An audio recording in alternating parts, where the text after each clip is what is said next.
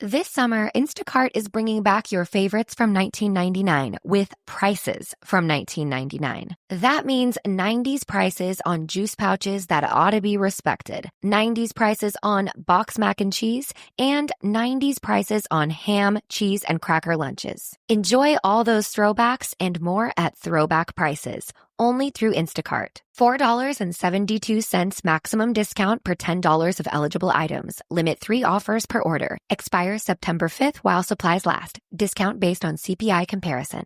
Banking with Capital One helps you keep more money in your wallet with no fees or minimums on checking accounts and no overdraft fees. Just ask the Capital One bank guy. It's pretty much all he talks about, in a good way. He'd also tell you that this podcast is his favorite podcast, too. Ah, really? Thanks, Capital One bank guy. What's in your wallet? Terms apply. See CapitalOne.com/bank. Capital One N.A. member FDIC. What does the term digital workplace mean to you? In today's world of AI, robotics, and AR, it's much more than an office full of people on computers. It can be anywhere from a factory floor to the top of a crane to the cockpit of an F1 car. Wherever your digital workplace may be, TeamViewer's mission is to make work better. How? By securely connecting your people with the data, expertise, or insights they need in real time to make work more efficient. By automating and streamlining IT and OT support to fix problems before they happen, to make work more productive. And by bringing all the possibilities of a secure and flexible digital workplace to all your people everywhere to make work more innovative. So discover how TeamViewer can make work better, wherever it happens across your business. Learn more at teamviewer.com/workbetter. Picture this. You're in the garage, hands covered in grease, just finished up tuning your engine with a part you found on eBay. And you realize, you know what? I could also use new brakes. So where do you go next? Back to eBay. And you've got eBay Guaranteed Fit. You order a part, and if it doesn't fit, send it back. Simple as that. So when you dive into your next car project, start with eBay. All the parts you need at prices you'll love. Guaranteed to fit every time. eBay. Things people love. This is the Daily Tech News for Tuesday, June 3rd, 2025. We tell you what you need to know, follow up the context of those stories, and help each other understand. Today, Dr. Niki is back telling us about night vision contact lenses. Ooh. And of course, it's keynote season. Epic kicks off the week of big gaming news with Unreal Fest 2025. I'm Jason Howell. I am Tom Merritt. Yes, you are. Let's start with what you need to know with a big story. Thanks for the validation. I just figured you needed to. No, I really did. Be confirmed. I appreciate that. You are who you say you are. Father Jason.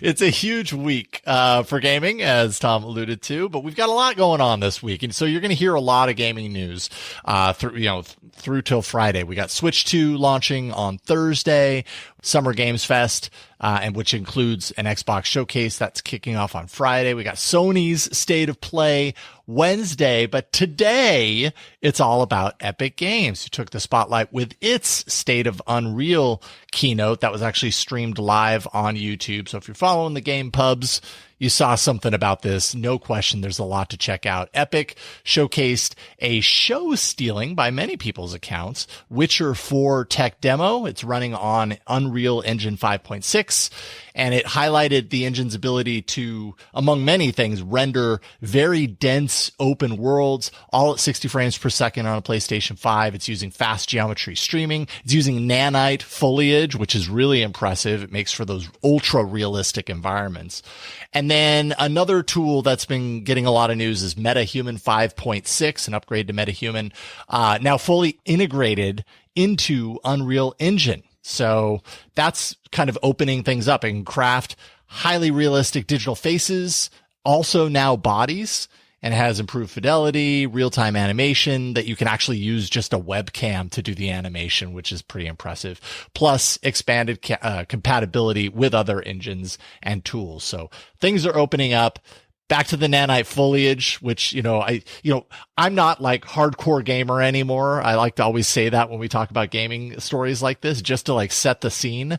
but I appreciate this stuff because I used to be, and seeing where games are at, especially with that nanite foliage kind of technology, seeing this scene in Witcher 4 where it's coming from the top down, almost like a globe view down into the dense woods, and just all of the rendering that's happening out there and how they're doing it with that feature is just incredibly impressive looking. I went on an entire journey watching this demo, where I was first, like you, impressed, and I'm still impressed. I don't want to undermine that. The foliage, the Verge was going on about the horses because the horses look amazing, and the metahumans.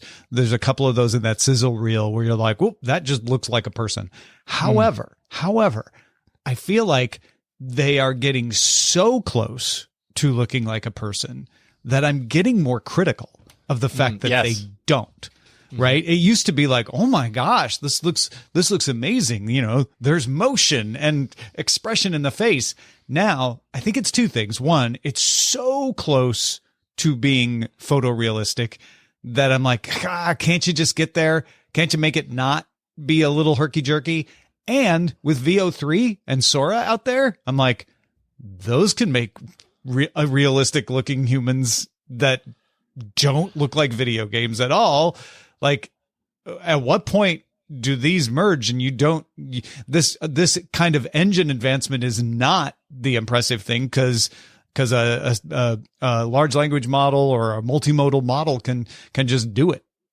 Yeah, I think that's a real interesting thing that you put your finger on, and I'm sure you probably upset at least a couple of hardcore gamers that are like, never AI over this stuff. No, absolutely. I understand that reaction, and it's going to happen, but some game maker is going to go like, yeah, but doesn't it look good? And I think that's kind of where I come from with this tool, with this kind of potential integration. Like, you have to imagine these tools that approach this from very different directions, but have different kind of results, are going to merge at some point. And once that happens, once the AI tool set just becomes an integral part of the tools that real human hardcore developers, that are behind these other tools that Epic has announced, once that's all integrated and sandwiched together, I have a feeling we're probably going to witness a moment where you do start to get to that point where these things don't have those tells. And maybe we're also becoming a little more critical because in the last 2 years, we've seen video AI go from something that was like ridiculous to something that's really pretty impressive, though it has its own tells, and its tells are making people hypercritical of what they see. And how does that translate into then what they see in video game advancements and the video and kind of the advancements that they're making with these graphics? We're very critical, I think, at this point, because we're used to being critical at what we look at. Yeah. And I would hasten to add that, I understand that you can't take VO3 or Sora or anything like it and use it the way Unreal Engine is at this point. There's too much compute required. There's just not the control in real time that you need. Don't get me wrong. I'm not trying to say like, well, why didn't they just use VO3? Right. And I'll repeat, the Unreal Engine 5.6 demo is incredibly impressive. It was interesting to me, my own innate reaction, where I'm like, this doesn't blow me away the way it used to, right? It's more of a technical appreciation than I'm stunned that I'm looking at something that looks this good. Yeah, no, I'm happy that you brought it up because I had kind of the same reaction where there were some parts where I was like, oh my God, that's amazing. And somewhere I'm like, why are we still at the point to where there are those tells? And meanwhile, if you showed that demo to us 10 years ago, oh my God, we would have been out of our minds, right? And now it's kind of crazy, how critical we are nowadays. That we're like, well, can't it be a little better? Will there ever be a time where it's better enough? And I stop myself from being like that because I'm like, no, it can't. There's lots of great reasons why it can't, and this is impressive, and this is better gameplay, and the nanite foliage is truly amazing. But it is weird to live in a world where like, but I could also do this over here. And I know it's not the same thing yet, but aren't we on that path where it would be? I think we are. Yeah, I agree. There is more news. Epic announced major updates for editor for Fortnite. That includes a Lego brick editor, support for high-profile IPs like Squid Game, and I think Avatar was in there, and Star Wars, of course. The Darth Vader AI-powered conversational NPC was making the news, and an AI developer assistant for coding, because of course.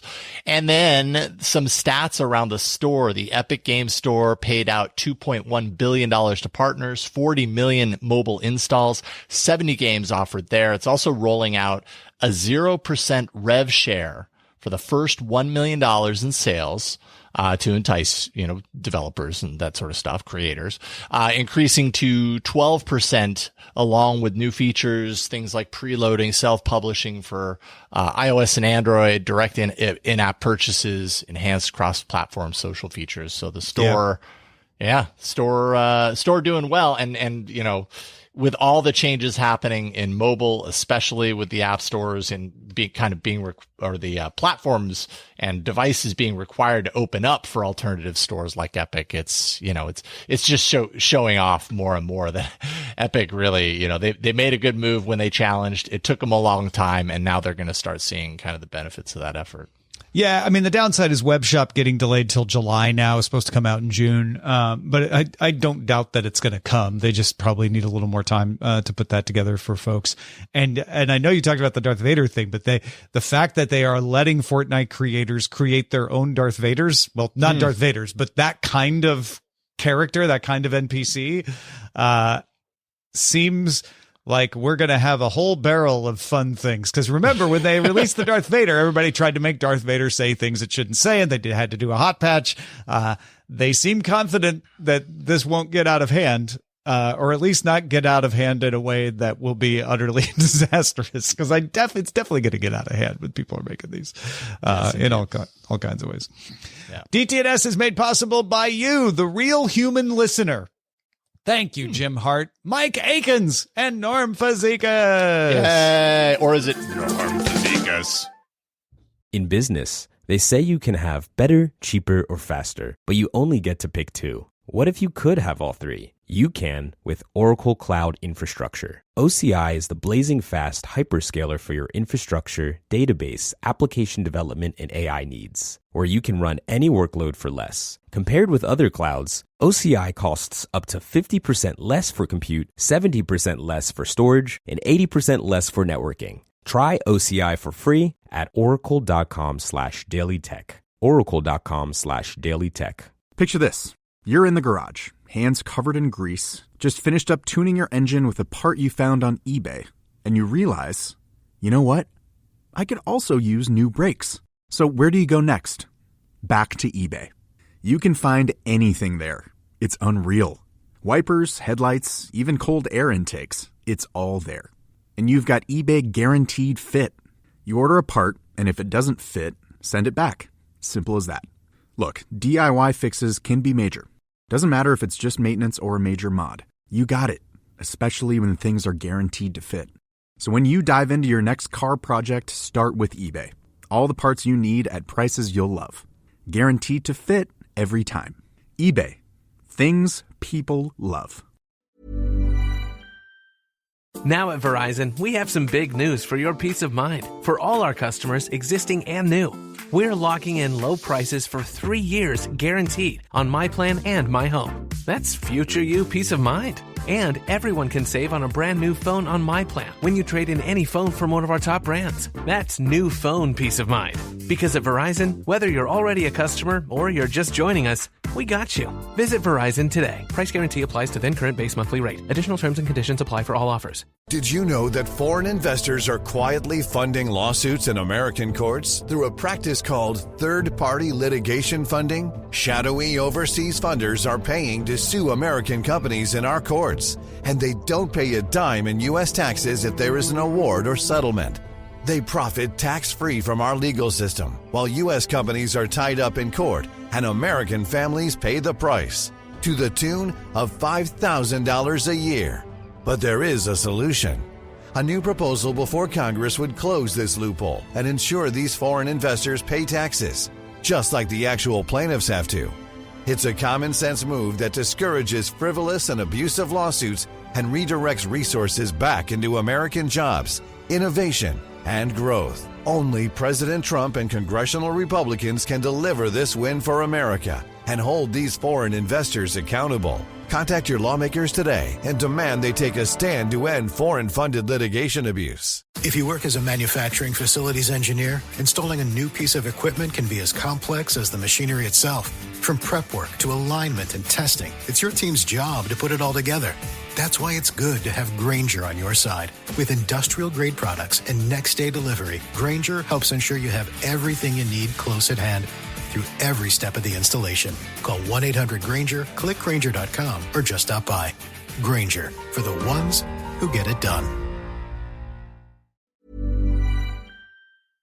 There's more we need to know today. Let's get to the briefs. 404 Media reports that the Ukrainian military was found in a video that they published to be using the open source Ardu pilot software, Ardu as in Arduino, to carry out a coordinated quadcopter attack that you may have seen in the regular news, destroyed a bunch of Russian bombers at Russian air bases. Software was first designed about 18 years ago by some hobbyists, as I mentioned, using Arduino hardware systems. One of their earliest demos was using a Lego Mindstorm set to make a Lego drone that had the Ardu pilot system in it. The Ukrainian attack is being called Operation Spiderweb. So if you hear it in other news, that's what we're talking about here. Sent 117 quadcopters, armed with explosives, of course, to Russian targets using the Ardu pilot software. Now, Russia jams GPS, so the autopilot wasn't so much the important part here. They had individual controllers for all of these quadcopters, but they were sending their data over cellular networks in Russia. So there was some lag, and Ardu pilot made it so that it could actually carry out its tasks even when there was lag, and the pilots were able to just set waypoints and stuff like that. Anyway, showcases how open source tools are changing warfare and typical military paradigms through the use of off-the-shelf quadcopters. While Ardu Pilot's code of conduct does say its developers will not knowingly support or facilitate the weaponization of systems using Ardu Pilot, that's not a term of service, so technically the military can do what it wants because this is open source. Yeah, and the developers, they noticed this, right, and went right to social media, and they were like, I cannot believe what I am seeing here, that the software that we created for this very hobbyist style, purpose 18 years ago is now being used in such, highly impactful. Walking a fine line of being stunned, but also trying not to say, we would like because there's a lot of stuff on the Ardu Pilot website about using it for peaceful purposes, search and rescue and all of that sort of thing. At the same time, I'm sure they're blown out of there like, oh, we didn't imagine it would be able to do something this complicated. Yeah, indeed. Yeah, interesting. Nothing has announced the upcoming release of its latest flagship smartphone, the Nothing Phone 3, in a short teaser shared on X. There's really not a whole lot to go on here, but the company shared its arrival for some time, happening in July. And this isn't the first time that we've heard that there's a new phone on the horizon. CEO Carl Pei took part in Google's The Android Show I/O edition last month to announce that the next device would be a top-tier device with, quote, premium materials. It would cost 800 British pounds sterling. If you convert that into into US dollars. I don't know what it is if you convert it into Russian dollars, but US dollars, $1,080. So we're talking like premium smartphone, definitely the first of its kind for the Nothing brand. And I just have to wonder, is this going to get more of a presence in the U.S.? Because up until now, they've been kind of selling it direct, the support for U.S. carriers. Although I've never encountered any issues when I've tested Nothing phones. It's not as wide and as whole as it should be if they were going to really launch a U.S. focused phone. So I'll be curious about that. I'm always impressed how good Nothing is at manipulating the press cycle. Totally. They will announce small things over the course of weeks just to have a story every day. And it just frustrates me. They're like, the Nothing Phone 3 will arrive in July. we'll tell you the actual date later. In fact, next week. We'll narrow it to a week next week. And yes, then exactly. We'll narrow it to a day, and then we'll narrow it to a time. They are very, very good. I think, this is Carl Pei. He's got a long history of being able to manipulate the media cycle in the Android ecosystem. So he's got practice. Yeah. 10 days from now, Google Wallet users in the U.S. Will no longer be able to use PayPal as a linked payment method inside Google Wallet. You're encouraged to add another payment method to continue paying for stuff. Google is not removing PayPal from the app in other countries, including Germany. Neither Google nor PayPal have said why this is happening, though a lot of folks point to PayPal's own app and its own upcoming tap to pay and contactless payment features as possibly causing the rift, but we don't know. Yeah, who knows? All I know is I've never used PayPal and Google Wallet, so I guess it makes sense. Then it doesn't matter if you haven't. Yeah, exactly. I mean, the world does revolve around me, right? Right. And how I've always said, man, if Jason doesn't use this, then it doesn't matter.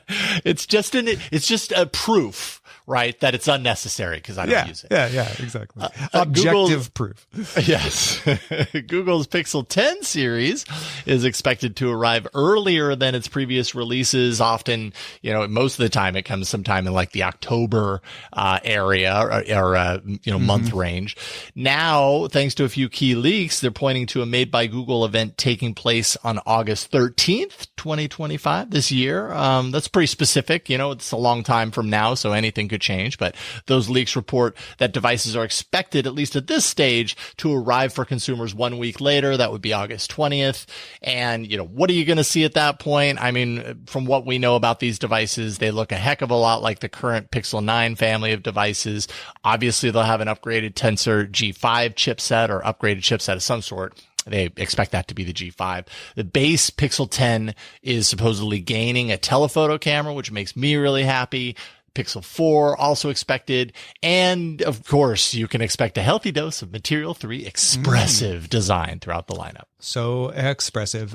This comes from a leaker named Mystery Lupin. Android Headlines had it and The Verge had it. So this is not, you may be like, wait, here are these leaks all the time. When I see, a usual leaker and two outlets I trust saying like, well, we're not saying why, but we're going to pass this one along, it makes me think this has a high chance of being true. Yeah, agreed.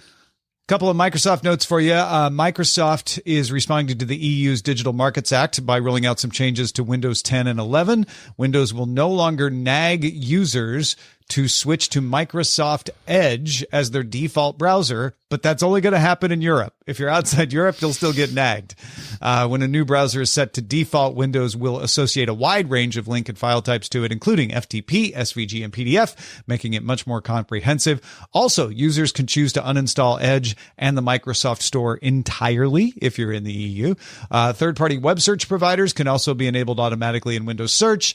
Some of these changes are live now with a broad rollout in the EU taking place throughout the next month. And this one's good for everyone. Microsoft is going to require PC makers to support charging, display output, and at least 5 gigabits per second data transfer speed if you're going to have a USB-C port that's part of the Windows Hardware Compatibility Program. Nice. And device makers want to be part of that program because it makes it easy for them to make sure their designs work as expected with Windows. So most are going to want to follow these guidelines. Microsoft is making that a requirement because the USB standard itself does not require a port that uses the USB-C connector to offer all of the USB functionality.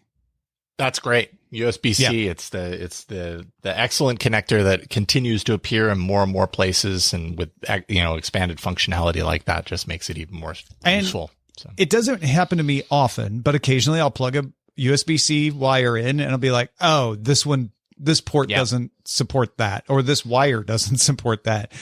So this goes a long way to reducing that confusion. Obviously, it's a future facing thing, so it's not going to change stuff that's in existence.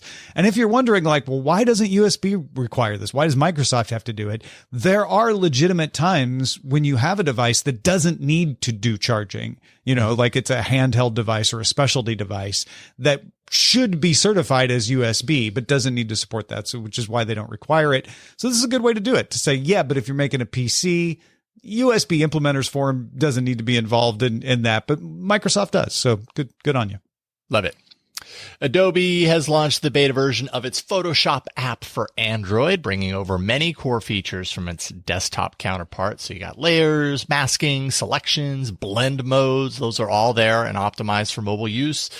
AI features like generative fill, tap select, spot healing brush, object select, magic wand, also made the pilgrimage. All features are available for free. That's during a beta period. That's meant, of course, to attract new users as well as test the software. And I have to imagine this whole targeting new users thing is a big priority, especially on mobile for Adobe when you're talking about, competitors that are a lot easier to use and a lot more, probably more popular with younger users like Canva and others like it. Very easy to use, very high quality. Photoshop, has been around forever. And so it can be, as all Adobe tools kind of in one way or another can be, overly complex by comparison. And so they need to open things up and get more new users. Yeah, they're a little behind the game in this one, so it's a good way to catch up. Yeah. WA Beta Info does an amazing job finding hints of future WhatsApp features in beta code. They just found some hidden screens in the beta app of WhatsApp for iOS that show how to create a unique WhatsApp username and indicate the name would need to be between 3 and 30 characters long, can't end in a period, can't have 2 periods in a row, and can't begin with www or end with the domain name because that could be used for fraud. WhatsApp has never supported usernames, but back in October, the team said that it was planning usernames so you no longer had to share your phone number in order to be in contact with someone. So it sounds like that's coming soon. Okay, that's handy. I like that. We'll support that. Rick Astley never gave up, even when his song was known by me anyways, because as we talked about earlier, everything revolves around me, quote, that random cheesy 80s song that ultimately became one of the most recognizable memes with the Rickroll. Now his viral hit has joined the 1 billion streams club on Spotify. The song, by the way, certified double platinum in the UK, 5 times platinum in the US. Music video now has 1.6 billion views on YouTube. So I was wrong. The world chose never to desert you, Rick Astley. Oh, that's lovely. And a huge part of internet lore. Yes. A historic moment. And look at us, avoiding the temptation to do the obvious. We would never do that. Those are the essentials for today. No, AMS. No, you turn that off right now. Hurry to the interview. You've heard of night vision goggles. What about night vision contact lenses? I love it. Dr. Niki has the scoop. Dr. Niki, thanks again for joining us. Well, I'm excited to tell you about how you can see in infrared vision or something. A new paper came out this week in the journal Cell, and it's called Near Infrared Spatiotemporal Color Vision in Humans Enabled by Upconversion of Contact Lenses. We are going to translate that for you. And it was by some researchers at the University of Science and Technology of China. Okay, but to start with, we cannot see infrared. Am I correct? So right? unless you're wearing night vision goggles, like in the movies, we can't see infrared. And in those goggles, usually if they pick it up, it's like a monochrome green color. And these researchers were able to kind of infuse contact lenses with nanoparticles and make some near infrared wavelengths visible to us. Okay, so I get that it would be easier to put on contact lenses than wear big old goggles, but how else does this work? So I will say that, first of all, they tested this out in mice, which is awesome because that means they made mini mouse contact lenses. Oh, really? That's amazing. So the way they did this, and actually the hardest part was to get the nanoparticles embedded into flexible polymers to make these contacts, in this case, mini ones. And the problem with this is for contact lenses, they need to be transparent. They have to be hydrophilic. You don't want them binding with the water in your eye. And they have to be biocompatible with an eye. So once they figured out how to get these specific nanoparticles into the contact lens, the rest was sort of easier.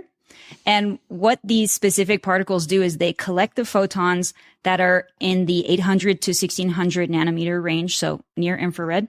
And these photons are then re-released in the 400 to 700 nanometer range, which you might have heard of, which is our visual light spectrum. Oh, yeah. Okay. So Gotcha. all the colors we see are in that range.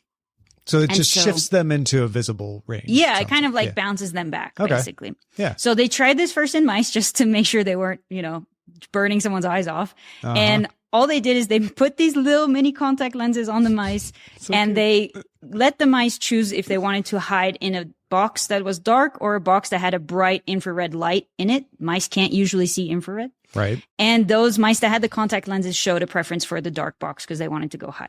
So it worked. I am jealous because sometimes I want to go hide. Did they make this work in humans yet? Yeah, so it was good enough to upscale to humans. They had normal size contact lenses. And what another cool part is instead of just reflecting the infrared light back into like a monochrome green like you would have in the goggles, they split the infrared spectrum into 3 light areas. So you could have blue, green, and red in different levels. So 3 different colors from the spectrum in your eyes. So infrared is red light on the so far down the spectrum that we can't usually see it. Yes. So I'm guessing what this means is they shifted it into the parts of the spectrum that would look blue, green, or red to us. Yeah, exactly. Okay. And the way they tested it, they put participants in a dark room and they just showed a really bright flickering infrared light. And the participants could see it in the dark. And were annoyed. They're like, turn that. They're like, please stop. The really cool part to me is that it also worked when their eyes were closed. Oh. So the reason this works is because infrared, if you've ever tried to stare at the sun, I guess through your eyelids, infrared is a shorter wavelength. So it goes through the eyelid more efficiently than visible light does. So that was even more annoying, I guess, if you want to put it that way. Don't fall asleep with these contact lenses. One more reason not to fall asleep with your contact lenses. Yeah, so it works. But, it's not 100%, obviously. Yeah, what are the downsides to this? How does it not work? Yeah, so it's not like we're not, having Superman X-ray vision yet. Like I mentioned, it's really hard to get nanoparticles into the contact lenses in a good enough concentration to make them work. So in this case, it works, but because nanoparticles, the ones they used, are light scattering, it created more of like a blurry image than a specific image. So it's not like amplifying it like the goggles would do. And you really could only detect this intense infrared light that was emitted by an LED panel on a very specific wavelength, not a full spectrum. So the infrared goggles that are all green and black, those are going to have better resolution. You're going to be able to see things better with that. Much better. Okay. Yeah. Another downside is these cost $200 per pair to make. Although I assume if they upscale that, it probably wouldn't be a problem in the future. I mean, that isn't cheap, but sometimes your standard. I would pay $200 to see infrared. I think that would be cool. Could cost that much. So if they start to put these into production, get the price down and all that, what do they think they can use it for? I immediately thought of military applications just because of those goggles. So I'm pretty sure that's one of the directions they're going to go in. They also try to apply this to glasses. It helps a little bit with the light scattering and it's a little bit less blurry, but they still need to develop this. And there's also been some criticism, like these lenses, they have no point. They're not like goggles are better, but I would argue that it's pretty cool. And like, if they work on it more, we might see some really interesting developments from it. One of the examples that they think for the future is that people could wear these and detect anti-counterfeit marks on bills. I thought that was pretty awesome. Also potentially for doctors doing surgery where certain areas are marked with fluorescence. So right now, you use like special goggles to look at that, but you could like mark, cancer cells or nerves with fluorescence. And then another idea is that it could be somehow adapted to help people who are colorblind. So lots of really interesting applications. That's interesting. Yeah. Yeah. That's very good. A while ago, we talked about the sort of manipulating things so that you could see a color that didn't exist in nature. I can't remember the name of it now. But would this let you see it? Yeah, so that color was Olo. I actually don't think that's how it's pronounced, but I'm going to call it Olo. It's Ulu, actually. Ulu? You can't see Ulu with these contact lenses, but I think these researchers need to pair up and give us contact lenses where you could see a color that's never been seen before. And I would pay $200 for that.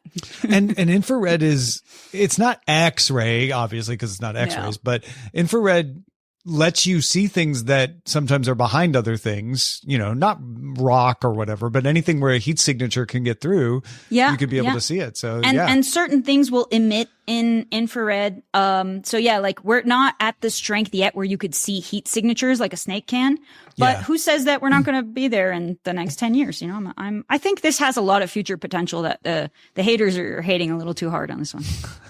Well, that's how it always happens with science. Like it starts with the thing, like being able to do the thing at all. And then you start making it practical and refining it and better. Yeah. Put your stocks in infrared contact lenses. This is not financial advice. This absolutely is not. Metaphorical stock. But yeah, thank you, Dr. Niki, for bringing this to us. Where can people find more of what you do? People can see my infrared website at NicoleAckermans.com. And I just did a tech thing where I made my Blue Sky handle my domain name. So it's also NicoleAckermans.com because Daily Tech News Show. We do tech things here. Fantastic. Thanks, Dr. Niki.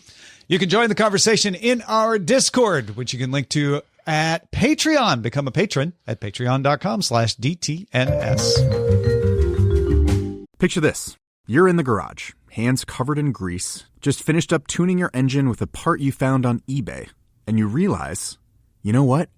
I could also use new brakes. So where do you go next? Back to eBay. You can find anything there. It's unreal. Wipers, headlights, even cold air intakes. It's all there. And you've got eBay Guaranteed Fit. You order a part, and if it doesn't fit, send it back. Simple as that. Look, DIY fixes can be major. Doesn't matter if it's just maintenance or a major mod. You got it, especially when things are guaranteed to fit. So when you dive into your next car project, start with eBay. All the parts you need at prices you'll love. Guaranteed to fit every time. eBay. Things people love. Now at Verizon, we have some big news for your peace of mind. For all our customers, existing and new, we're locking in low prices for 3 years guaranteed on My Plan and My Home. That's future you peace of mind. And everyone can save on a brand new phone on My Plan when you trade in any phone from one of our top brands. That's new phone peace of mind. Because at Verizon, whether you're already a customer or you're just joining us, we got you. Visit Verizon today. Price guarantee applies to then current base monthly rate. Additional terms and conditions apply for all offers. We end every episode of DTNS with some shared wisdom, and today Andrew tells us about trying out Google's new Edge Gallery for running AI models locally on your phone. Yeah, Andrew, thank you for sharing this. He says, I downloaded Google's Edge Gallery as soon as I heard y'all talk about it, and I've been successful at breaking it in interesting ways so far. I'm on a Pixel 8 with only 8 gigabytes of RAM. So the larger 3 gigabyte plus models tend to crash the app if given a complex query. The smallest model is really fast, but constantly gets stuck in a loop after about 10 seconds of responding. I plan to get the dev environment set up later to figure out if the loop is a code issue or a model one. Last time I cared about on-device RAM was when I felt like phones couldn't break past 2 gigabytes and my podcast app would close if I opened Maps. I'm going to be paying close attention to RAM in phones going forward because I want more capable models on device. Yeah, RAM on phones right now is, so we're starting to see these phones with like 16 gigs of RAM and stuff. And when I was seeing those initially, I was like, who on earth what do you need 16? That for? It turns out, AI will use that gladly. So I think that's a smart move. Oh, and Andrew, very, very much appreciated sharing the interesting ways that you're breaking this. It's really cool. Love it. Love it. I have to check out that app myself. I haven't done that yet. What are you thinking about? What are you checking out? If you got some insight into a story, you can share it with us. Feedback at dailytechnewsshow.com. Big thanks to Dr. Niki and Andrew, of course, for contributing to today's show. And thank you for being along with us for Daily Tech News Show. This show is made possible by our patrons on patreon.com/DTNS. We'll see you next time.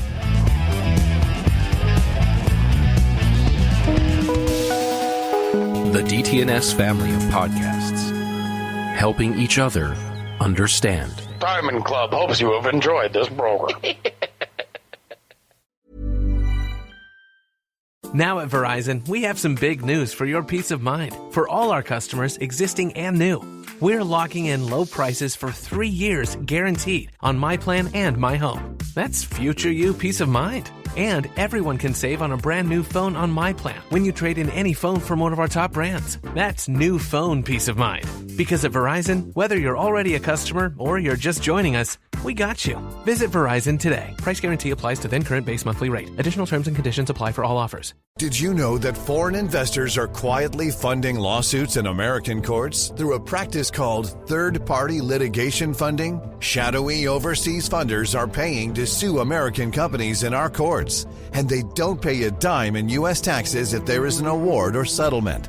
They profit tax-free from our legal system, while U.S. companies are tied up in court, and American families pay the price, to the tune of $5,000 a year. But there is a solution. A new proposal before Congress would close this loophole and ensure these foreign investors pay taxes, just like the actual plaintiffs have to. It's a common-sense move that discourages frivolous and abusive lawsuits and redirects resources back into American jobs, innovation, and growth. Only President Trump and congressional Republicans can deliver this win for America and hold these foreign investors accountable. Contact your lawmakers today and demand they take a stand to end foreign-funded litigation abuse.